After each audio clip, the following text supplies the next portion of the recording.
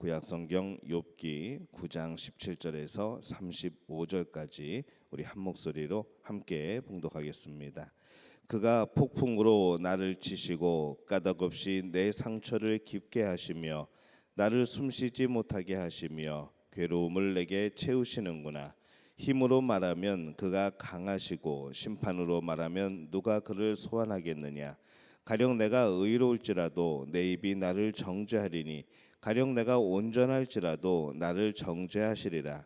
나는 온전하다마는 내가 나를 돌아보지 아니하고 내 생명을 천히 여기는구나. 일이 다 같은 것이라. 그러므로 나는 말하기를 하나님이 온전한 자나 악한 자나 멸망시키신다 하나니 갑자기 재난이 닥쳐 죽을지라도 무죄한 자의 절망도 그가 비웃으시리라. 세상이 악인의 손에 넘어갔고 재판관의 얼굴도 가려졌나니 그렇게 되게 하니가 그가 아니시면 누구냐. 나의 날이 경주자보다 빨리 사라져 버리니 복을 볼 수 없구나. 그 지나가는 것이 빠른 배 같고 먹이에 날아내리는 독수리와도 같구나. 가령 내가 말하기를 내 불평을 잊고 얼굴빛을 고쳐 즐거운 모양을 하자 할지라도 내 모든 고통을 두려워하오니 주께서 나를 죄 없다고 여기지 않으실 줄을 아나이다. 내가 정죄하심을 당할진대 어찌 헛되이 수고하리이까.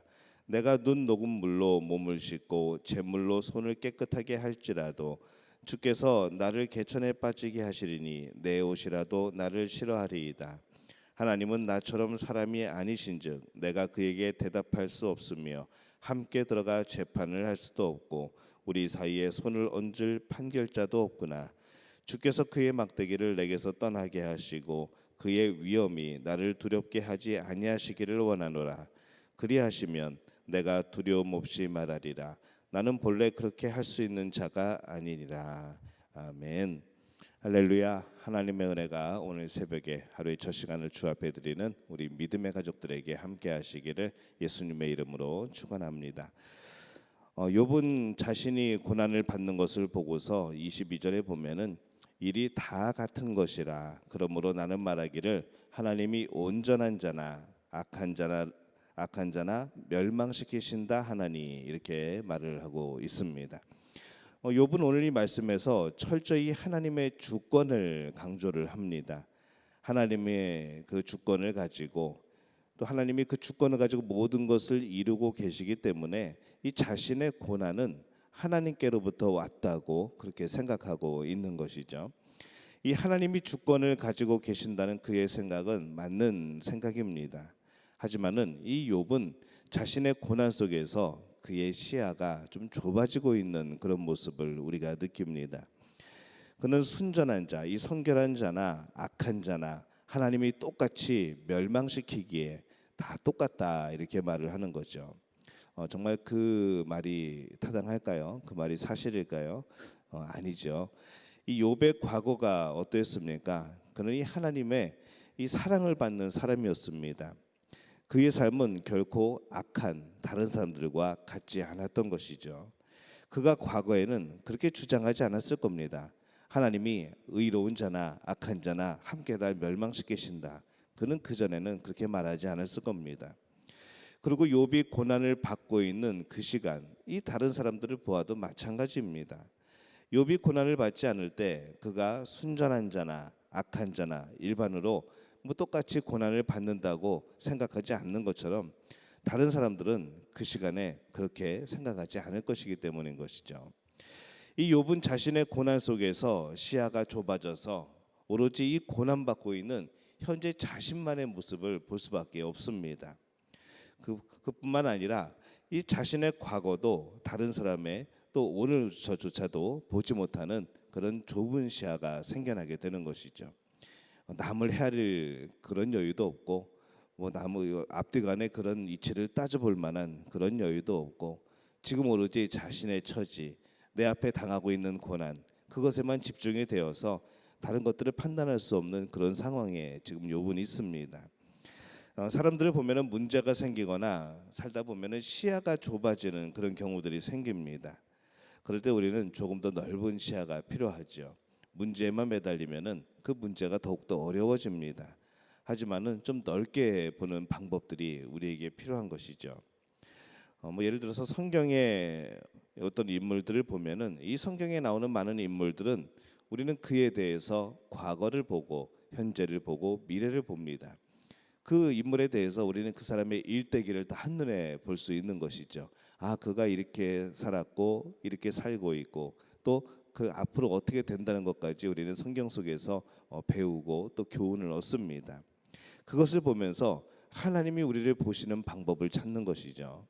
우리는 이 현재를 살아갑니다. 지금을 살아가죠.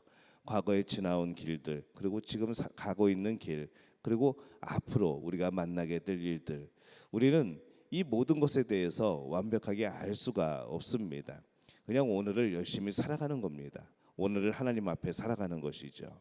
우리에게 주어진 오늘의 삶을 우리는 살아가는 겁니다. 그렇게 살아가게 될 때에 우리에게 하나님이 계획하신 미래가 또 아름다운 미래가 펼쳐지게 되는 것이죠. 근데 이 하나님이 보실 때에 우리가 이 성경 말씀 속에서 어떤 인물의 과거와 현재와 미래를 보듯이 하나님이 그렇게 우리를 보신다는 생각을 하게 되면은 이것이 우리에게는 기쁨이고 평안입니다. 하나님의 손길이 임함을 느끼는 것이죠. 우리는 알지 못하지만 우리의 인생을 우리는 알지 못하지만은 우리의 좁은 시야로는 그것을 알지 못하지만 하나님은 그것을 다 보신다는 생각을 하게 될 때에 바로 하나님이 주관하시는 삶이 진정한 복이라라는 그런 생각이 드는 겁니다. 또 우리는 이 자연을 보면서 우리의 마음이 넓어지기도 합니다.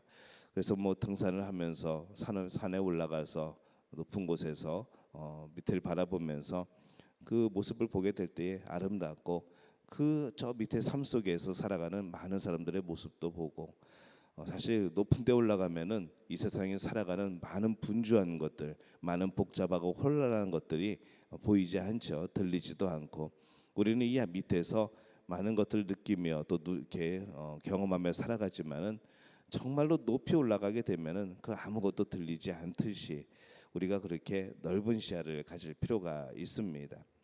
중요한 것은 우리는 우리의 시야를 때때로 조금 넓게 볼 필요가 있다는 겁니다. 어떤 하나에 묶이지 말고 어떤 문제에 집착하지 말고 좀 넓은 시야가 필요한 것이죠. 순전한 자나 악한 자나 모두 고난에서 비껴갈 수가 없고 모두가 일반이라는 이 욥의 주장은 뭐 일시적으로는 맞을 수도 있습니다. 모든 사람이 믿는 사람이나 안 믿는 사람이나 고난을 당하기 때문에 그 모습만 두고 본다면은 이것은 맞는 말일 수도 있습니다. 그러나 그 내면을 들여다본다면은 아주 또 틀린 말이 되는 것이죠. 이 순전한 자가 받는 고난 그리고 악한 자가 받는 고난은 완전히 다른 고난입니다. 그 고난의 목적이 다르고 결과가 다릅니다. 어찌 그것이 같을 수가 있겠습니까? 그런데 그것을 마치 같은 것처럼 그렇게 욥은 지금 실언을 하고 있는 것이죠. 잘못 말하고 있는 겁니다. 23절에 보면은 갑자기 재난이 닥쳐 죽을지라도 무죄한 자의 절망도 그가 비웃으리라 이렇게 그가 말을 합니다. 이 말도 욥이 참 실수한 그런 말이죠. 이 말을 들으시는 하나님이 얼마나 마음이 아프셨을까라는 생각도 해봅니다. 이 하나님이 자신의 고난을 비웃는다는 표현이죠.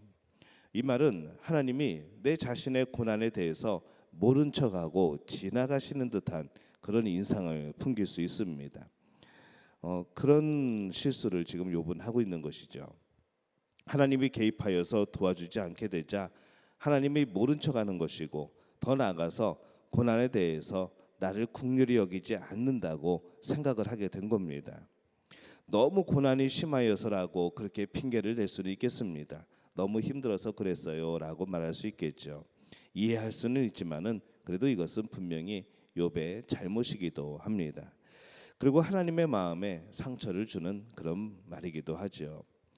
우리는 나에게 고통이 있을 때, 내게 고통이 있을 때 그것으로 인해서 다른 사람에게나 하나님께 과연 상처를 주지 않는지 우리가 우리의 자신을 한번 돌이켜 볼 필요가 있습니다. 많은 사람들이 그렇게 하는 것을 봅니다. 우리가 고난 중에 있다 하여서 막말을 하거나 그 사람들에게 상처를 주는 말을 하게 되는데 그 말은 사람들에게 정말 깊이 상처를 남기는 것이죠. 다가오는 사람들이 정말 내가 힘들 때 다가오는 사람들이 과연 악한 마음을 품고 다가오게 되는가라고 하게 될 때에 그들은 대부분이 위로하고 싶고 함께 그 고난을 나누고 싶고 또 힘주고 싶고 격려하고 싶어서 다가오는 사람들일 겁니다. 그에 대해서 이 나의 깊은 상처가 오히려 그들에게 또 심한 상처를 오히려 낼 수 있는 그런 상황들이 주어지게 되는 것이죠. 우리는 때로 또 너무 가깝기 때문에 말을 많이 내려놓을 때가 있습니다. 그러나 그 상대편은 그 말로 인해서 또 상처를 받게 되는 것이죠. 상처를 주는 말을 한다고 하여 그 말을 한 사람이 자신의 고난이 줄어들거나 문제가 해결되거나 마음이 평안해지는 것이 결코 아닙니다. 아무런 유익이 없는 것이죠. 그런데도 그 고난이라고 핑계한다면은 할 말이 없겠지만은 그래도 그렇게 그냥 그 상황에 빗대어 말을 해버리는 경우들이 많이 있습니다. 나의 고통이 다른 사람과 하나님께 상처를 주는 말을 정당화시키지는 못하는 것이죠. 그렇기 때문에 우리가 아까 중간 부분에 말씀드렸듯이 넓은 시야를 가질 필요가 있습니다. 조금 넓게 보고 조금 깊게 보고 또 조금 더 높게 보고 그런 상황 가운데서 하나님의 이 일을 어떻게 보실까, 하나님이 이 상황을 어떻게 보실까, 어떻게 이끌어 가실까 하는 생각들이 우리에게 필요한 것이죠. 고난 중에 있을 때라도 다른 사람과 하나님께 온전히 설 수 있는 우리 믿음의 가족들이 되시기를 바랍니다.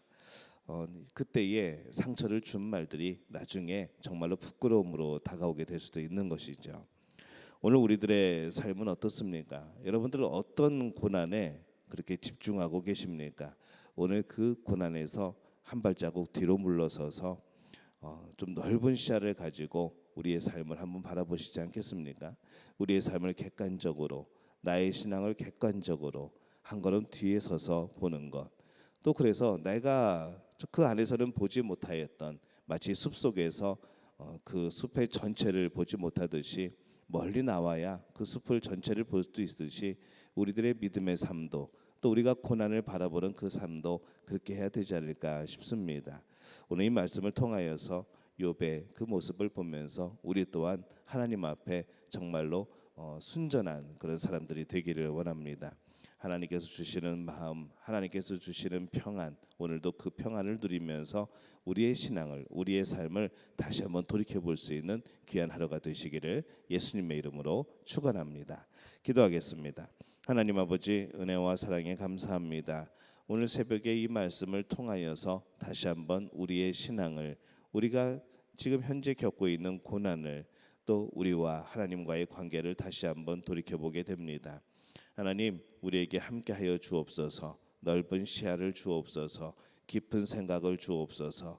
높은 하나님의 뜻을 알게 도와주옵소서. 그리하여서 문제에 매달려 사는 우리들이 아니라 고난 속에서 그 고난에 집중하여 사는 것이 아니라 한 걸음 물러서서 하나님이 주시는 넓은 시야로, 넓은 마음으로 그 모든 것을 운행하시는 하나님의 손길을, 그 주권을 경험할 수 있도록 도와주옵소서. 오늘 하루도 그 믿음 가운데 평안케 도와주옵소서. 그 믿음 가운데 승리하게 도와주옵소서. 오늘 하루의 삶을 마치고 우리가 잠자리에 누울 때에는 기쁨과 찬양이 넘치는 귀한 하루가 될 수 있도록 주님 역사하여 주옵소서. 예수님의 이름으로 간절히 축복하며 기도하옵나이다. 아멘.